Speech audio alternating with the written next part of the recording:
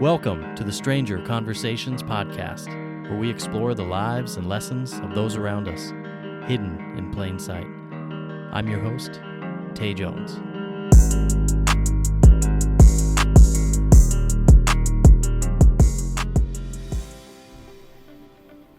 Hello and welcome to the Stranger Conversations podcast. Today my guest is Gregory Pellerito, a former MTV intern who worked on hit television shows such as Cribs and My Super Sweet 16.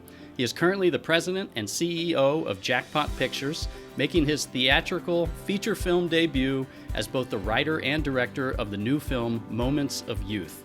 Gregory is an award-winning director, winning Best Director for a feature film at the Crown Point International Film Festival, and Moments of Youth has won 39 festival awards, including official selection at the International Gold Awards and Best Feature Film at both the Milan Gold Awards and Paris Film Awards. And I'm sure a lot more to come as he's preparing for his next film and also an upcoming TV series. So Gregory Pellerito, welcome to the Stranger Conversations podcast. Great to be here with you, Tay. Thanks so much for having me on. I'm really excited.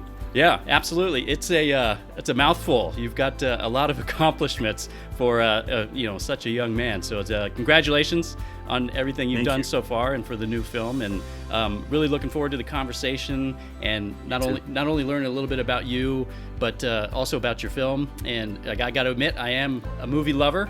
So I'm also kind of looking forward to learning a bit about, your creative process, how that works, how you take something from, like this film that kind of goes from your, just your vision to the screen.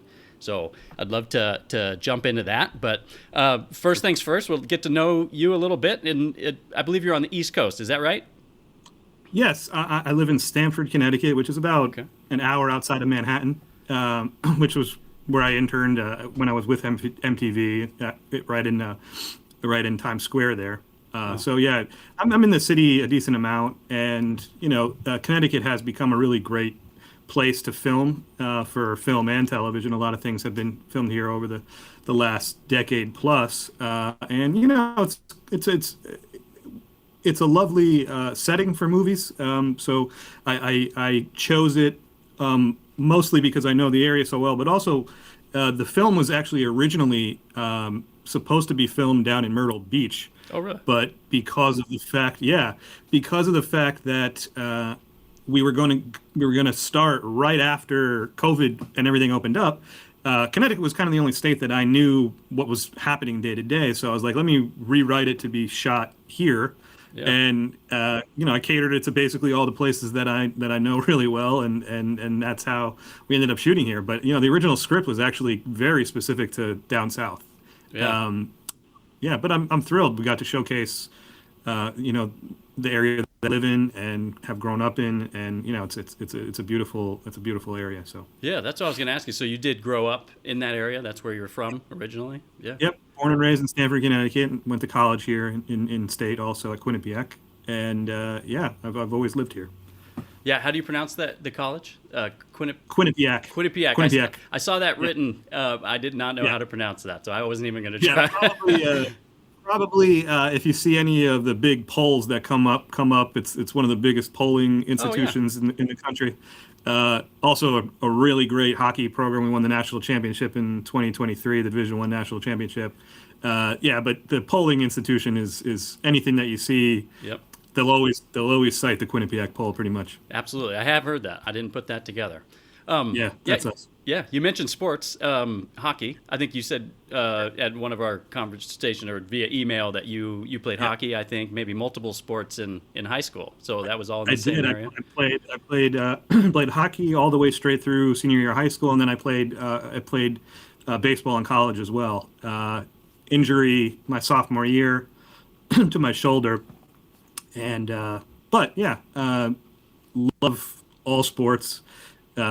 Love hockey, which was great going to such an awesome hockey school. Yeah. And when we won the national championship a couple of years ago, it was a really great thing. Baseball growing up, I played in 2 Babe Ruth World Series. Wow. And then then 2 years of college. It was great. Yeah, that's always tough. Getting injured. I'm assuming that was kind of your dream at that point was you know? Sure was. Yeah, I chose. I mean, I chose colleges based on baseball. Really, I was Yeah. getting recruited, and those were the schools that I was looking at, and I tell this story sometimes, a decent amount actually. When I found out I was, my shoulder injury was pretty much career ending. I came home that night and I was really upset. And I turned on the TV and a film called Big Fish was playing, directed by Tim Burton. And I was just in awe.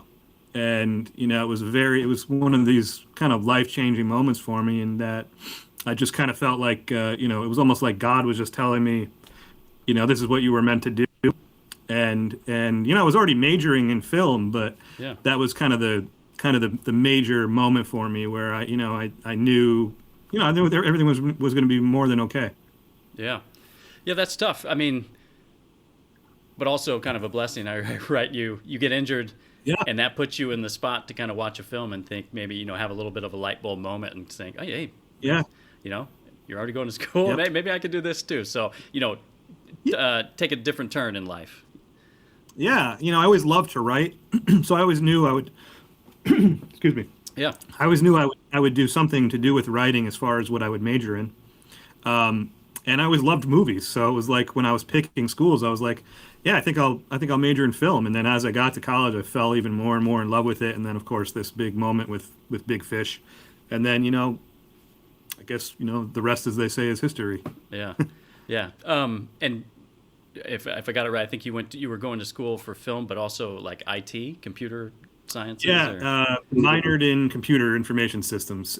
Was my minor, which is great, because I do also run the business. I do also own a business, so I took all business courses as well, and have I have a minor in business now, which has been very valuable in terms of the business component of running a production company, and all the different components that go along with making a film, which in terms of the financial components, the distribution components, all that stuff, is sort of learn as you go, but also having kind of a background in business from school with all the courses I took, and my degree also being there has been incredibly helpful as well. So yeah, it was right, it was right at the, I graduated in 2006. So when computers were really starting to get very, very heavy into the coding and all of the components of what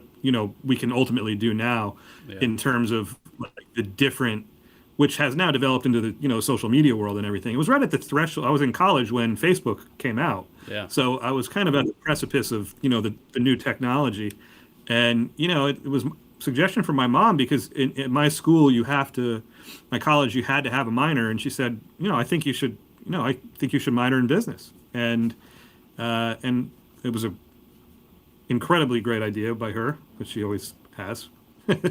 Moms, right? Yeah, absolutely. Happy Mother's Day belated to all the moms out there. Absolutely. Yeah. But yeah, no, it's being the president of the company and also on the creative front, the two do go hand in hand, especially very often during production, in terms of how you allocate the funding, making the right deals on everything, the distribution side of it, tax incentives, which is a huge thing here in Connecticut, as I was saying. It's another really great reason why so much production happens here. As with Arizona, you guys have a great tax credit system for filming as well. Yeah, they film quite a bit here. Yeah. So Yeah. the two, really go hand in hand. Yeah. Yeah, like you said, you were kind of on the precipice of it. I mean, 2004, like Facebook, iPhone came out, 2005, YouTube. It's a whole new world from 2005, 2006 to today. Yes. So, I can only imagine, being in there, kind of learning all of that. I could see how that would definitely flow into the movie business. One of the things you mentioned, you said you've always been a writer. I love writing. I like reading. I love writing. Ever since I was a kid, I've wanted to be a writer. And that's the one good thing about being a writer is, to be a writer, all you really have to do is write. You don't necessarily have to have anything published. You just have to write, and you're a writer. Yeah. But to go from being a writer who just writes for themselves or for fun, or to create something, and then you actually, you write a movie, and then you take that art and turn it into another form of art to direct it. Yeah, I mean, Yep. what's that process like? I mean, I guess first of all, what even got you to write the movie? This particular film, yeah. So so first things first is I've always loved the 1980s John Hughes classics and Yeah, into the 90s. Ferris Bueller's Day Off and Breakfast Club, yeah, and that's my and era. then That's my yeah, era. yeah, everyone loves them, right? No Yeah, matter how many times they're on TV, how many times you've seen it, you can never turn them off because they're just so fun yeah, to watch, right? yeah. And into the 90s with American Pie and Can't Hardly Wait and Dazed and Confused, and all of them. I've always loved those, and I always have always loved also films that take place in one day, which a lot of them do. I think it's a Hmm. really cool way to tell a story. And then I kind of got this idea of how cool it would be and interesting it would be to set sort of the night before graduation. And this particular school has an enormous scavenger hunt, which I thought could be really fun, a really like cool and exciting experience that I think a lot of high school and college and everybody would be kind of fascinated with watching this take place over the course of the movie. And the first draft of the film all basically was a fun night of kids having a scavenger hunt. But then, as I got a little further into it,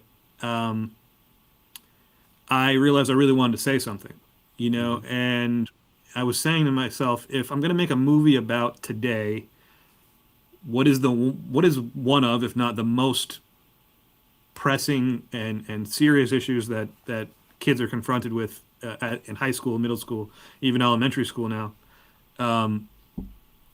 college, and I said, you know what, I feel as though this hasn't really been covered much in movies or television. Hmm. So I felt this, you know, almost a responsibility that if I wanted to make a film about right now, I had to say something profound, and that's where the big, traumatic uh, issue that we touch upon in the film stems from. Yeah. But the original draft didn't feature that. It was all kids having a fun night, which would have been a fun movie. But I think what's given us so much, I guess I would say, critical acclaim and response. I think it's because of how we handled it, and what I Hmm. what I didn't want to do was show it head on.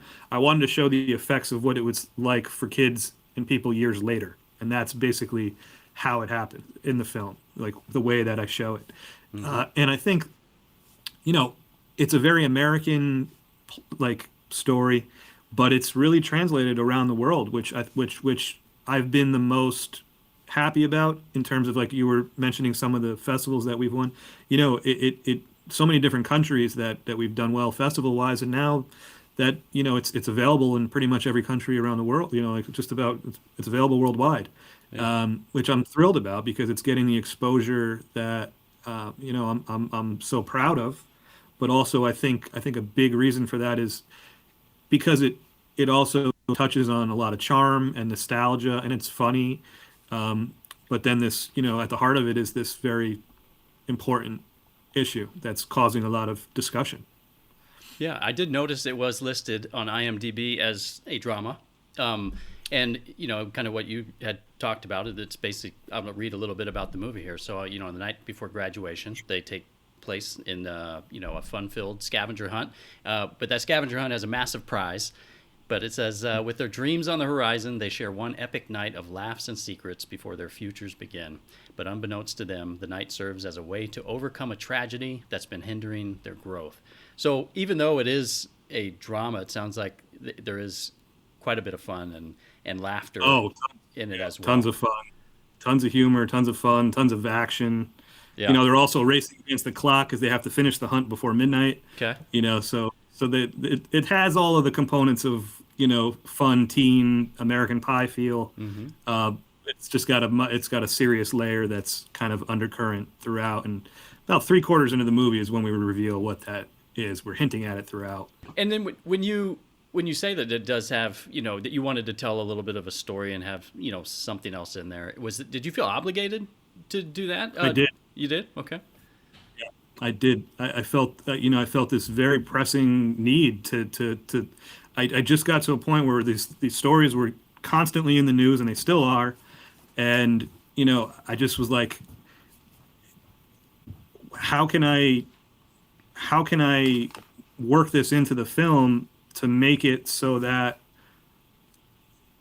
it helps in some way, in whatever way that is, and I wasn't trying to make any huge political statement in any way, shape, or form like that. I just wanted to bring awareness to something that, it is frankly heartbreaking. And I think that, I like I said, I wrote a very fun original script and all of that's still in it. All of those fun and crazy things that they do on the scavenger hunt are all in it. They do a bunch of, but I did feel this obligation to include this component, and then I kind of built the rest of the story around it, and the characters, particularly Carson, who's our main character, he's the most noticeably affected by it. And as the story develops, we start to get more and more pieces of it, and then there's one very big, emotional, heavy scene that it almost it alludes to the fact that this is almost like it's the first time this group of friends is actually talking about it as a group of friends, and that's what I was going for. And the night basically serves as their way of finally being able to move forward, and the way in which it ends very uplifting. It has a lovely camaraderie of the friends and stuff, and I think above anything else, the movie is about the relationships, how they help propel you past a traumatic event like that, and you can still hope and dream for the future regardless. Yeah, well, that's good. I mean, you have a platform, you may as well use it, to kind of, as you said, it's going around the world. I mean, it's critically acclaimed, so it's good to, I think, probably a good choice for you to throw that in there, really make it something special, not just entertaining, but something that people can, take something away from besides a few laughs. So. I think that's a great point, because you said entertaining, because it is still entertaining, and it's also saying something. So I think it's it's the best of both worlds for sure. Yeah, absolutely. And you wrote and directed the film, and it sounds like you've always enjoyed writing. So sometimes you take your passions into, now it's business, but then now you're directing. Did you find that maybe writing it changed your mind on how you think about writing? Is it not as fun anymore, or did you think the whole process and maybe even directing is now more what you enjoy over the writing? That's a great question. So I've always, I've directed shorts, I've directed music videos, I've directed a lot of other things, and anything I've ever written, I've always directed. I've never directed something that I didn't write. Television as well, television too. Yeah. But I think I also produced, the film as well, and I think that, I love writing. I still love it every bit as much. I think, that directing is kind of a combination of everything. And for me, even though I wrote the script, this is how I've always worked. I'm very collaborative on set, and I love hearing ideas in the moment while we're shooting. I love doing improv. I love coming up with things on the spot and changing, what I wrote, in the moment, all the way up until take by take even. Yeah. So I think the reason for that is because you never know what you're going to come up with when you're in the moment, and there's a lot of talented people around, and a lot of people have really great ideas. I did write the script, but there's a lot of very talented actors, and I've taken ideas all the way up through, production assistants, and I've used them, and some of the things that we changed in the moment are some of my best or some of my favorite moments in the movie, honestly.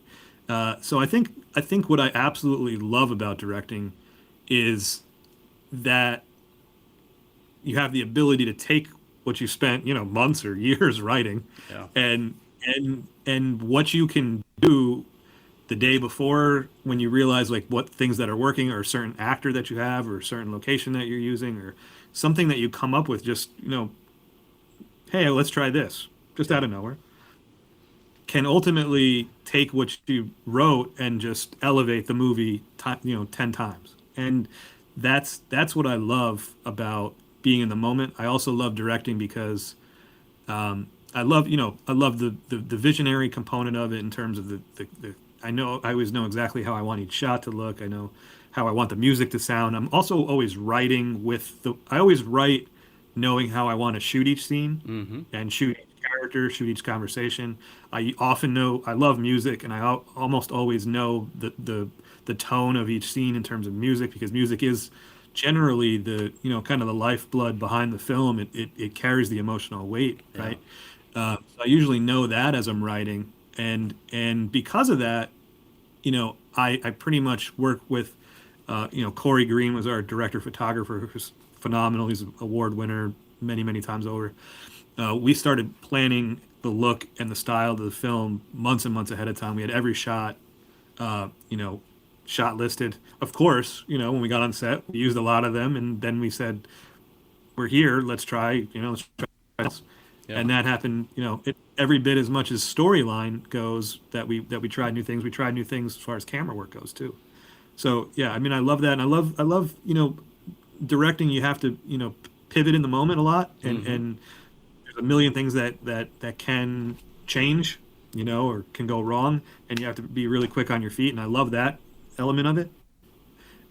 So yeah, I do think directing is kind of a combination of writing, acting, and producing. I think it's a Mm-hmm. combination of all three.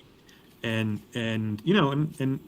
I love the idea of you know steering the ship too. Is something I really enjoy. Yeah. It's interesting to hear you describe it that way, because I think as you were saying it, I realized, everything that I write, I have no plans of turning it into a movie and directing the movie. But when I write, I don't know what you call it, your mind's eye, right? So Yeah, you when see it, I'm, right? yeah, when Sure. I'm writing, I could see it. So I could see how you would take that, and that would almost be a little bit easier. Like you said, you kind of go into it knowing what the feel and how you envision it.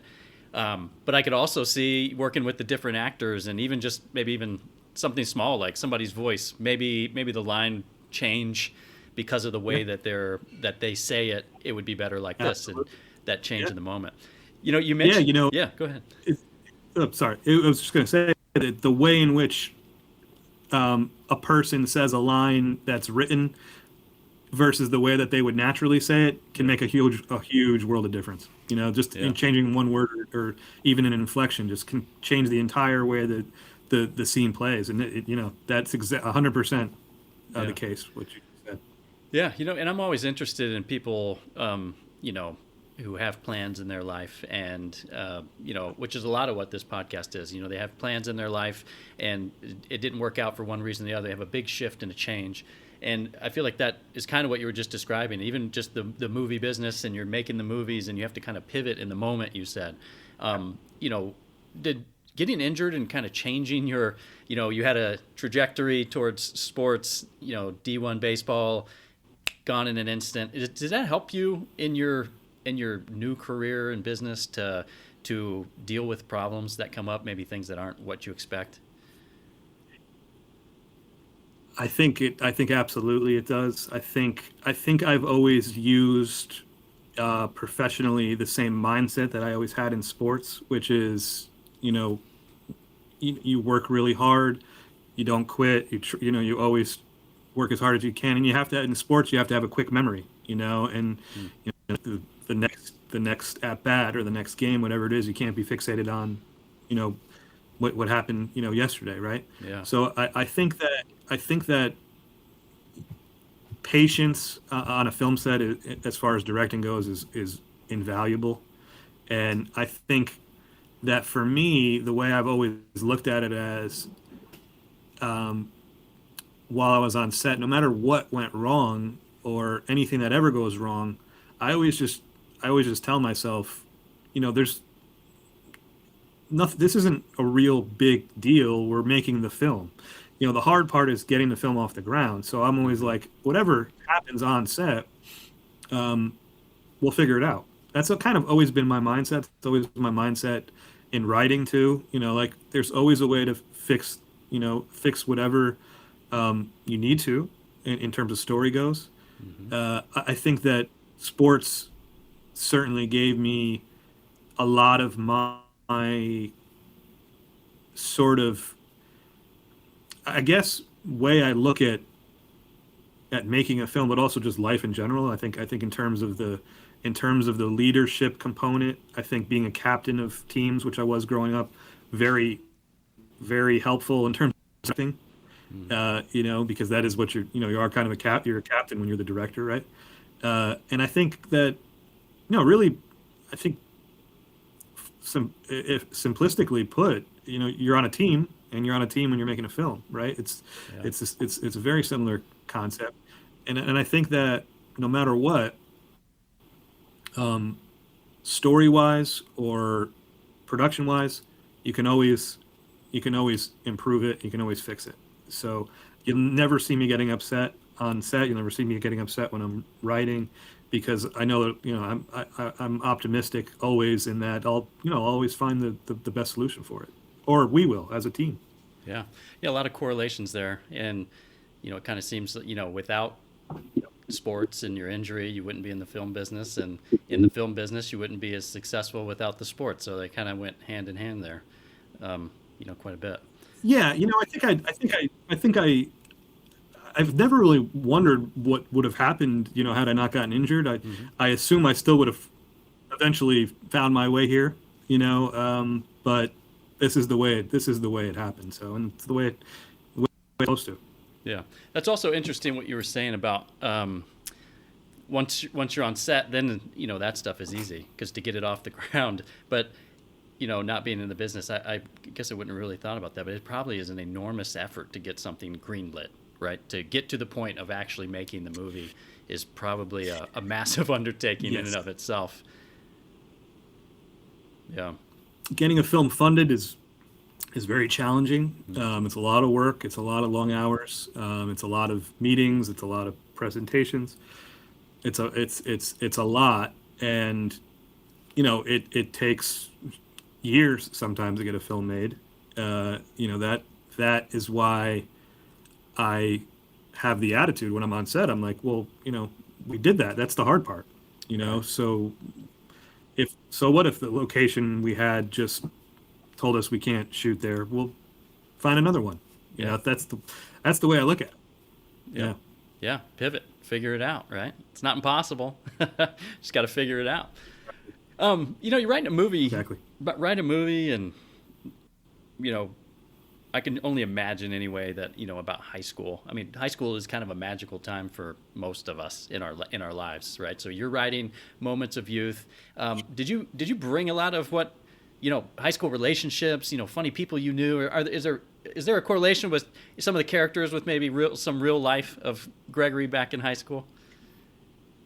Yeah, there's a lot. So I've been asked a lot, is it autobiographical, which it isn't, but there's a lot that I used from growing up. There's a lot of, I did have a scavenger hunt in high school. Oh, yeah? Okay. My senior year, which we did win.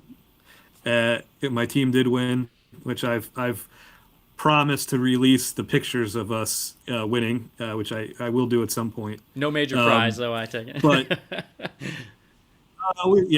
nothing like what was won here. Yeah. We won a fraction of that. Yeah. But that's okay. It was all the experience and winning. But yeah, I mean, I think in terms of the one family, the coach and his wife, Coach Papadopoulos, and who's played by Gary Pastor, and his wife played by Sherry O'Terry. They're kind of the house that the kids always gravitate to, and my house growing up was always that. And I made it feel like in the film that these kids always gravitate to this house. And also, I think, just in terms of how close this group of friends is similar to my friends, who I'm still very good friends with. still to this day, and have been, pretty much my whole life. And I think, I think also just the just kind of the vibe of the film, being when you watch it, it's definitely feels like a beach town, which Stanford is on the water, and it has that kind of beach vibe in the film. And while I didn't do a lot of the things in the scavenger hunt or that the kids did, you know, similar stuff like the stadium that we shot at for the base. There's a baseball scene. I played on that field hundreds of times. My brother and I both did. All my friends did. Actually, the second Babe Ruth World Series that I spoke of was hosted at that stadium. So it's not autobiographical, but there is a lot of heart that I put into it that is close to home for sure. Yeah, that's special. I don't know what it is about kind of being young and dumb, as we all are when we're young and in high school, but just kind of you're living life to its fullest, like tomorrow doesn't matter. And then Right. And then it always seems to just kind of mark a space in our lives and our heart. But that's got to be pretty special for you to go back to these places. A lot of people live in the past, and they, you could be the guy at the bar that's talking about, back in my college days, and if I wouldn't have torn my shoulder, I would. But now you're there. I mean, you're shooting a movie in places that when you were a kid, you were doing, baseball, and that's got to be pretty fulfilling in your life to kind of look back and think that you just keep moving forward, right? And you're getting better every day, and you're not stuck in the past. So that's pretty special. Yeah, it's awesome too that you have a lot of friends that you've kept from high school too. That's special too. Yeah, a couple of them are in the film actually. Oh, really? That we shot during COVID, like right after everything kind of opened up. So it was difficult in terms of like who was able to come, and there's a lot of regulations in terms of testing and things like that. But I tried to get as many. Well, a lot of my family is in the film, but it was a great point that you made there. I would say that something that I feel when I watch the film and when I was making the film is, and I think that it's been used a lot by a lot of people, is nostalgia. I think you're brought back to that time in your life, which was, everyone remembers that time, like you said, being young and carefree and having a great time, but also, the precipice of like the future is always so something that seniors or even college graduates, they're straddling like the two worlds. It's on the it's on that line of youth and what's next, and I think that nostalgia is something that, whether it's kids who are around the age of our main characters or well into their 60s and 70s, people have said it really resonated with them because they're like, I remember a guy just like that who did X, Y, and Z. Me and my friends did something, we did something just like that. It brought me right back to 1983 when I was I've heard that from so many people, and that makes me smile because that's exactly what I was hoping for. And and I think that I go back to like Ferris Bueller's Day Off. I think that's what your generation specifically loves about those films is they're like a time capsule of the 80s, right? It just feels like your childhood when you watch them. And I think that what I'm really pleased with is no matter how old anybody is who's watched this film, they really relate to it in some way, regardless of it is of course focused on high school kids, and Gen Z is the one of, if not the most targeted audiences for the film. But I made sure that all generations could really relate to it and really enjoy it, and that's the feedback that I've got, which I've been really pleased about. Yeah, I mean, a testament to good writing and good directing. Actually Thanks. making that connection from the the page to the screen, like I was saying. obviously this takes quite a bit to put these movies together, get it greenlit, actually make it. What kind of time frame are you talking? Like, I mean, say not the whole writing and everything, but you have something, you say, okay, I have a movie here. How long does it take from there to even just getting the movie started, and how long does it take to film a movie? Sure. So, okay, so this, because of the timeline with COVID, so basically, I wrote the first draft about a year prior to when I said, okay, I want to put into motion the plan to make the film. I wrote the first draft, brought everybody together. It was right in the heart of the shutdown. So it was fall of 2020, and I It's said, tough. when everything opens up, yeah, I said, when everything opens up, I want to go and shoot the film. And that's when I had just rewritten it to be set in Connecticut. That was the goal. When things opened up, we were going to get it. We were going to try to get it going right then. So the next couple of months were spent retuning the script and raising the funding. Putting all those pieces together. And it was July 6th of 2021, which is July 6th is my mom's birthday and July 7th is my birthday. Oh, wow. I got the official word that the film was fully financed on that day, Wow. which was a great birthday present for both of us. Mm-hmm. So then we went right into pre-production and shot September and October of 2021. That was the bulk of the film being shot. Now, because of the challenges of COVID, we were limited in terms of how we could cast. So the bulk of the actors were from New York, and everyone had to be COVID tested, PCR test 48 hours prior to coming to set. Every single time we tested on set 3 times a week. It was a lot of regulations still in place. However, we never had a positive test, which I was wonderful. But then we didn't complete production in that fall because Omicron hit. And then we had a lot of our actors who we cast from New York moved away, and we had to bring them back. So we then filmed again in April of 2022. And then the thing that took about a year and a half was booking the private jet, which is in the film. It took a year and a half to book it. We did that in July of 2022. Then we shot more in that fall, and then we started editing. And then I knew kind of what I still needed to get in terms of shots that we didn't complete. So we edited through 23 and then finished production in January and February of 2024. Wow. And then continued editing straight through, and then started the festival route. And then our wonderful distributor, Buffalo 8, acquired the film last right after the new year of 2025. That's a long And then journey. the plan was to, yeah. It's a little longer than a typical film would take because of COVID. But yeah, it several years. Yeah, man. Talk about some stick-to-itiveness, right? I mean, Yeah.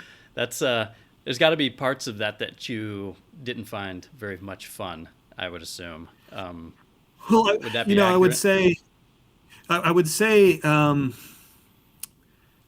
I would say the most challenging component was the COVID regulations. Yeah. You know, we had a COVID compliance officer, and he had a bag that was, for with all the items that he needed for safety and everything for the whole production. Then he had a separate bag that was just for me, because everybody had to be isolated when we weren't filming. They had to be separated by groups that they're in. Mm-hmm. However, I'm the only one who talks to literally everyone on set. So Yeah. he had a bag just for me that would be, you know, for whatever I needed to do. It was specific just for my own, health and safety and everybody else's. But again, I mean, I guess I would say, I would say the sports, as you said, stick-to-itiveness, we were making a movie, so I was always focused on, it's a good problem to have. Whatever these problems Yeah. are, I know that I'm gonna make it a great film. I know that what we shot was great, and now when it came time to start editing, I was like, now I'm seeing it pieced together. Um, but I think with the way everything happened, I think I'm thrilled with the way it went because we ended up with the exact film that I wanted to make. We ended up with a wonderful studio behind it. We ended up with a really great festival run, and we ended up with a really great release. And I think, all of those things happened because of kind of the circuitous route we took. Yeah.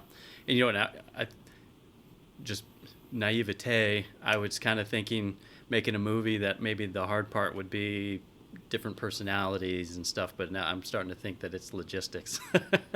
That Oh yeah, yeah. And again, I'd say the hardest part is getting the movie made by far. yeah. You know, that is definitely the most difficult part. Raising funding, uh, you know, piecing together different components in terms of schedules and touring and casting and locations. All that stuff is work, but it's fun. It's a lot of fun. Yeah, and as far as personalities, I mean, I guess it really just depends. But I know you, you know, leadership is a special skill, and when you were talking about coming from the sports world, and you kind of talk about leadership akin to like a captain of a team. That's so. Yeah. Obviously, that right there is kind of a special talent that you must have. So that probably really helps with the personality piece. So you can focus on everybody working together for that common goal of getting this movie done and making it the best that it can be. Working together. It sounds like you're that team player from your sports background. So that's great. I did wonder too. Yeah, Yeah. absolutely. A great point to kind of dovetail on that is Yeah. that I think a lot of directing is managing different kinds of personalities and knowing how to communicate with each person that is specific to getting, the best either performance from an actor or the best work from a member or whoever it is, and keeping everybody happy. Yeah. I think you have to know how to manage a lot of different personalities. I think that is a huge, enormous skill set that a director needs to have. Yeah. So that was a wonderful. Yeah, in a lot of leadership, a lot of people try to make people as good as they are, but it's trying to make them as good as they can be, instead of that. So to push people outside of their box and to get them to even be better than you Yeah. as the leader. So, you mentioned something in there about the actors coming from, like, you had to have actors from a certain place because of COVID. I've always been kind of wondering about that. Like, as a director, it sounds like you're a producer and all that, but do you have a lot of say in the cast, or does somebody just say, here's your actors, it's these people? What's that process look like? What do you get the say of in that process? For me, I had pretty much, the 100% say in every role. Yeah. I know that's not always the case, and rightfully so. A lot of times, a lot of companies, if they're involved, or whoever it is, a lot of people will deserve and want to say. But kind of our whole team and everyone sort of said we'll go with, everyone gave me like their suggestions and they helped and things like that. But every single actor in the film, every single crew member, was my choice. And every intern, we have a whole intern program that we're running for marketing. Everyone's been, my own personal hire. Great. And yeah, I was very lucky in terms of the cast that we landed. Everyone was just so great with the role that they're in. And yeah, it was my call on every single one. Yeah, that's good. I mean, it's also another layer of ownership and accountability for you. With the movie, that final outcome. Yeah, look, it's a lot on you. Yeah, look, hundreds of people worked on this film, but it'll only ever say a film by one person, right? Right. So you have to be 100% confident and comfortable with your choices, because it will always say a film by just the one person. It is obviously the film of many, many people, but there's only one. Well, in some cases there's two directors, but yeah, yeah. I mean, and this film, Moments of Youth, I mean, it got. I was looking at IMDb, 7.4 stars on IMDb. I mean, I look at IMDb all the time. That's like one of my favorite websites to go to. Every time I'm looking at, I always go on there and I look up, the actors, the trivia, all of that. And 7.4 star. I don't think I've ever watched a movie that had that high of stars that wasn't good. So this obviously is a good movie, and I can't wait to watch it. But how does it feel? Yeah, how does it feel to have kind of created something that people are truly loving? I'm incredibly proud. I'm honored by how much the film has meant to so many people. I'm humbled by what the critics have written about it. And you said about the ratings. Actually, just last week, one of the critics did a piece, and he did a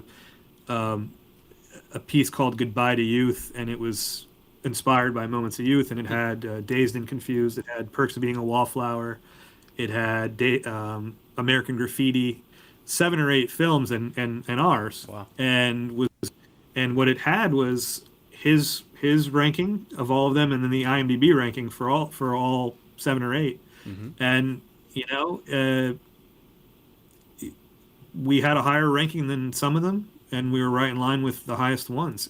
So I think our very first review said that the film deserves to be spoken of with the same kind of reverence as Dazed and Confused, Breakfast Club, and Ferris Bueller's Day Off. And I mean, I couldn't ask for a better compliment. The films that inspired me to make the film were now being spoken of in the same breath.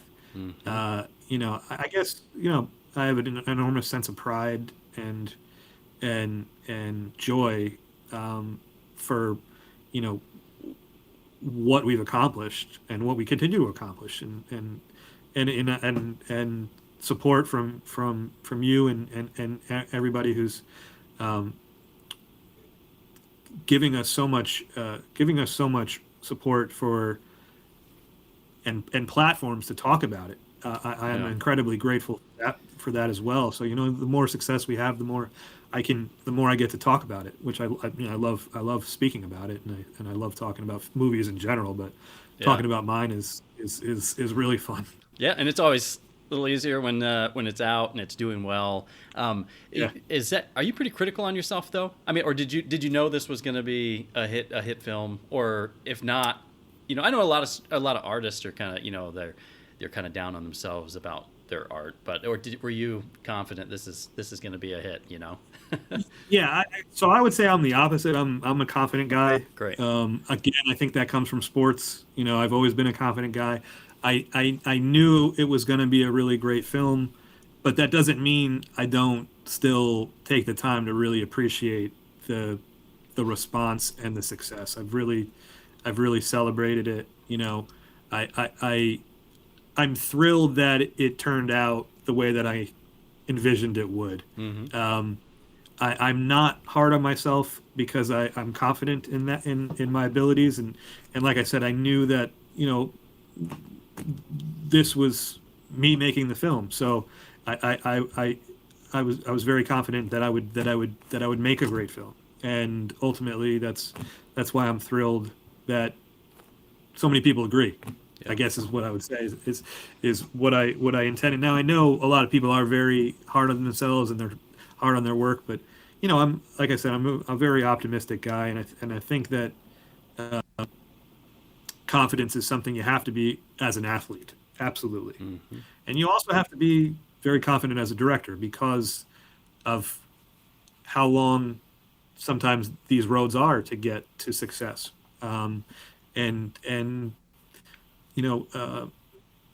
how many times you hear no, and then ultimately you hear a yes and everything changes.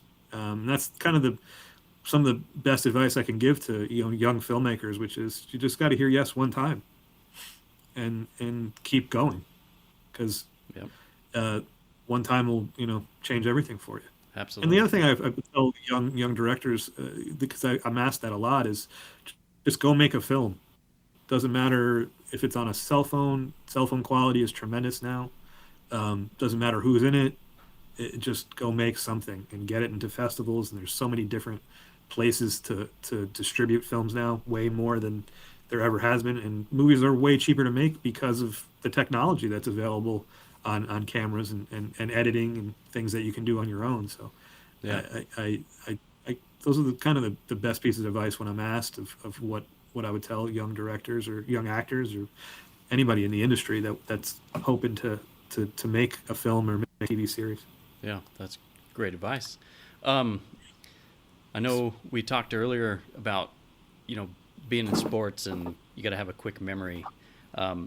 Yesterday's, what do they say? Yesterday's home run or today's Yeah. home run doesn't win tomorrow's game, that type of stuff. But Yeah. having a Yeah. quick memory, it's good to turn yourself around from a loss. But do you find that having a quick memory will be something that you will use to, be confident in your next endeavors, but to maybe not be overconfident?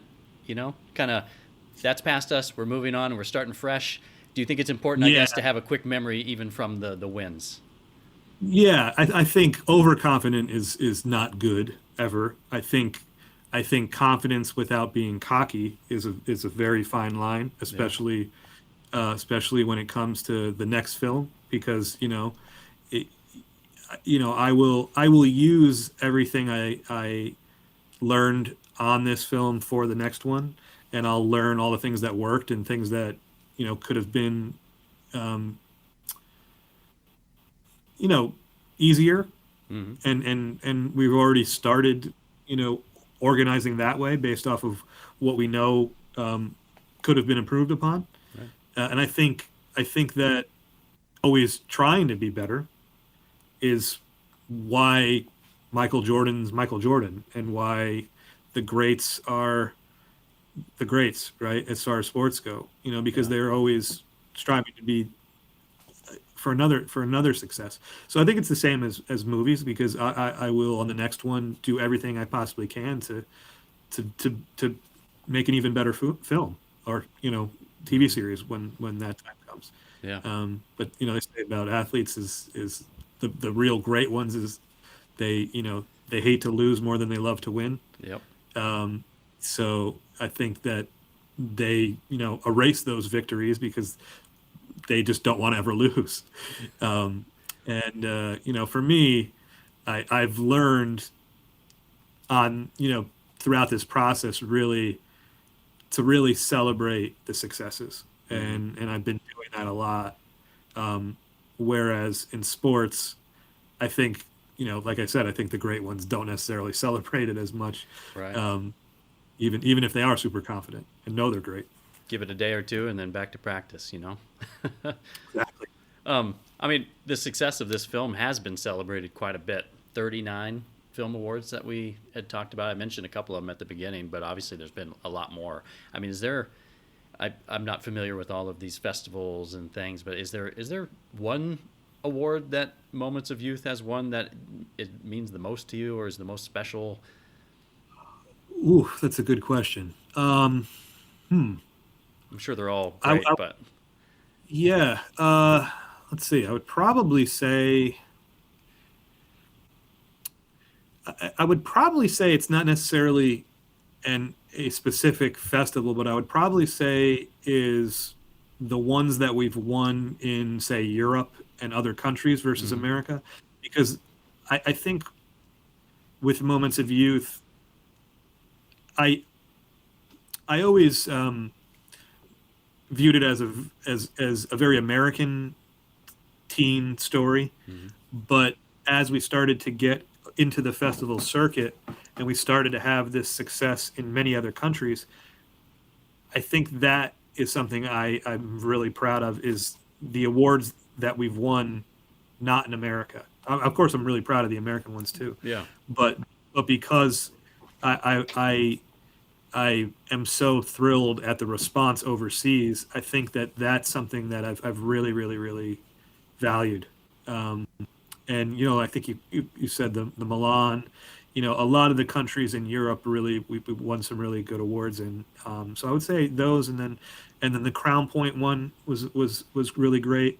Um, Festival of Cinema NYC, where we premiered, was in New York City, was wonderful. We were nominated for a couple awards, didn't win any, but it was just an awesome experience that I got to premiere them. I think that's not really. I would say that was really great because the first time I watched the film on the big screen, it was at Festival of Cinema NYC, and it was the premiere. I had never seen it on a big screen, and it was with everyone, my whole family, all my friends, all the cast, and all the crew. So I would say that I'll call that an award in itself, because of what it meant, and it was really, really great that it was the first time it's screened publicly in the United States, and we were all able to go. Yeah. So I would probably say that reward in itself was incredibly, incredibly special to me. Yeah. I was kind of thinking about that. I can see, how you're talking about some of these things over in Europe. I mean, you show some of your art to your echo chamber, your bubble, and they're probably gonna like it. I mean, not that everybody in America is the same, we all like the same stuff, but I can definitely see how winning awards in other countries and stuff, it's almost like your art kind of transcended culture, and it's like, wow, I did make something special because a lot of people in a lot of different places like it. It touches them. So yeah. Well, what's next for you, Gregory? You got some, obviously you had another film and a TV series. What's on the plate? Yeah, so we're getting ready to start putting the pieces together for the next film, which is also sort of in the same kind of tone and feel of Moments of Youth. It's another sort of heartfelt comedy, and we're hoping to probably get into production. I would think probably sometime early next year would be the goal. Right. And then the other thing is we're gonna probably start working on the first TV series, which is we actually have two in the works television wise. One's a thriller, takes place in the late night talk show world. Awesome. Yep. And the other one is a show called Every Day's a Holiday, and every episode is a different day on the national holiday calendar. Okay. And it's kind of a comedy / family kind of show. So those are the two TV series. Film is actually looking like it's going to be the very first script that I wrote. It's called The Final Score. I wrote it in college. That is very close to autobiographical. It's about a star hockey player who got injured his final game in high school, but he was always secretly a really great musician. He goes to college, and it's kind of his transition from athlete to musician, and it's also got a really great love story in it too. So it's a fairly similar story to the one I told you a little while ago. Yeah, man, that's great. It's pretty exciting. Your career's it's going in many different directions. That's amazing. As far as Moments of Youth, I mean, where's the best place for people to watch that film? Sure. So it's available on Amazon in the United States and the UK. It's available on Plex, the entire world. It's available on Buffalo 8, our distributor's private YouTube channel worldwide. It's available on Tubi in the US, Australia, and Canada. It's available on pretty much every cable outlet, and it's also on cruise ships. It's in hotels. It's pretty much anywhere you want to watch it, it's available. That's great. Which is wonderful. Yeah, Yeah, fantastic. Yeah. And then as far as people follow along with your journey, I'm excited to kind of see what's next for you, and when things come out. I'm assuming you have social media, Jackpot Pictures, that's social media. Where's the best place for people to learn more about Gregory, Jackpot Pictures, and everything that you have coming up? Yep. So I've actually just started doing some videos, some behind the scenes about the film, and taking questions from fans on Instagram and putting them on my social media. But my Instagram is my kind of the main place I work off of for social media. It's Gregory_Pellerito 21. 21 was my jersey number in sports. So I used, Great. And then Moments of Youth on Facebook, Jackpot Pictures on Facebook, Moments of Youth _movie on Instagram, and we are also on TikTok for the film. I am not on TikTok, but the film is on TikTok. Awesome. Well, I'll make sure that we get all the links put down into the show notes so that people can click on that and learn more about the film and you and Jackpot Pictures. So, it's great. Man, it was a great conversation, and I kind of want to end our interview with a review that I saw on Moments of Youth, and this one's from Light Deck Film Festival, and I think you kind of alluded to this earlier, but this is the review of it. It says, "Moments of Youth deserves to be spoken of with the same reverence as Dazed and Confused, The Breakfast Club, and Ferris Bueller's Day Off. It is, without a doubt, a time capsule we will look back on for years to come." That's quite quite impressive to be placed in the same category as such iconic films as I told you, that's my era. So congratulations on all the success of your film. Really looking forward to following along with you, your journey, seeing kind of your future work, and just thank you again for coming on the Stranger Conversations podcast and sharing your story and about your new movie, Moments of Youth.